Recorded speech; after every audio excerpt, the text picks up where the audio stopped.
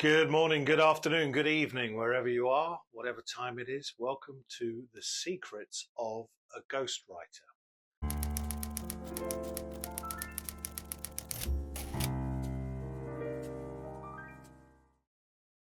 So, I've made the point that I am a ghostwriter, but many of these tutorials apply whether you are a ghost or coming out of the shadows. I think it would be foolish to not address the whole ghostwriting genre.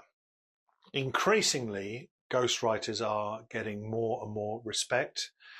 It only takes a book like Prince Harry's memoir, Spare, openly ghost written, for the debate to come into the public domain. In my experience, it's much more accepted in America than it is in the UK. There are many reasons why people choose a ghostwriter. The two obvious ones are competence and ability, or time, life pressures. Without handing you work that I've got lined up, why should you become a ghostwriter? If it's something you've never thought about, you might well now. I think the first thing that I would say for any journalism students, it's quite a good skill to have if you are graduating and looking for journalist gigs. If, as is the case quite regularly in the UK the last few years, there are redundancies in the print journalism, newspapers, business, then you may find yourself in that period where you are looking for work.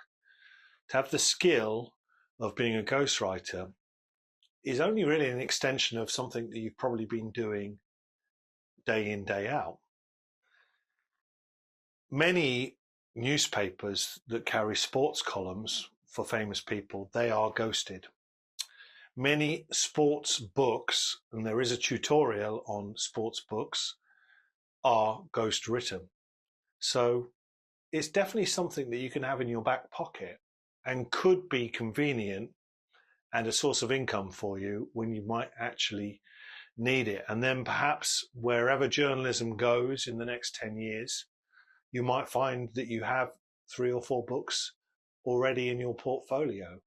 And of course, the challenge for any ghostwriter is to present themselves to a potential client with a portfolio against that sort of difficult situation of how do you ever get clients, where did you get started in the process. So for me as a ghostwriter, I began by writing a book about a family trip across Australia. I ghost wrote my now ex-wife's version of the same story. So I found myself in this unique position where I'm writing a book that I've already written from her point of view and taking pot shots at my character. But true to the integrity of a ghost, I didn't tone anything down and I wrote it as she would have wanted. And then, do you find yourself in the right place at the right time? Do you get lucky or do you make those opportunities?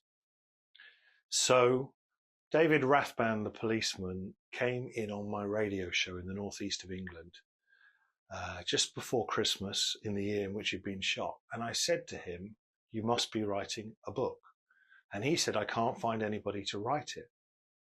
So I said, I'd like you to read this. So I gave his wife my Australia books. And they called me on New Year's Day and said, you have the job. And because that was a very high profile case, and I also didn't know what I was doing, so I worked for nothing. We came to an arrangement later about royalties, but I did it because it was an honor and I knew the story needed to be told.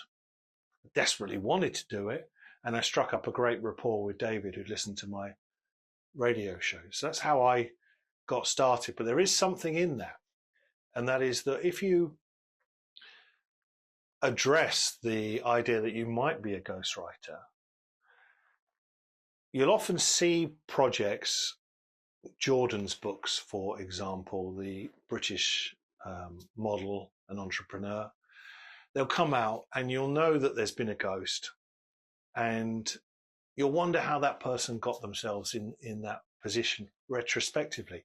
But if you're a little proactive and address this idea that you might want to be a ghostwriter, you'll be amazed how many people in your circle could be the pathway to the beginning of that process.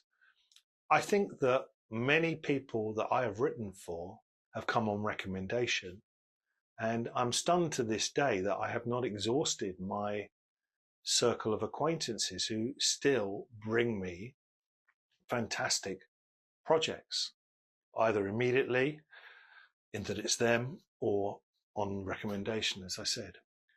So addressing that issue of getting started as a ghostwriter could be simpler than you actually think. And it's one of those scenarios that once you start to think about it, you will see opportunities, whereas at the moment you may just see a wall. In a subsequent tutorial, I'll explain how the process of ghostwriting, I believe, works best. But for now, I hope that helps. And I'll see you next time when the secrets of a ghostwriter continues.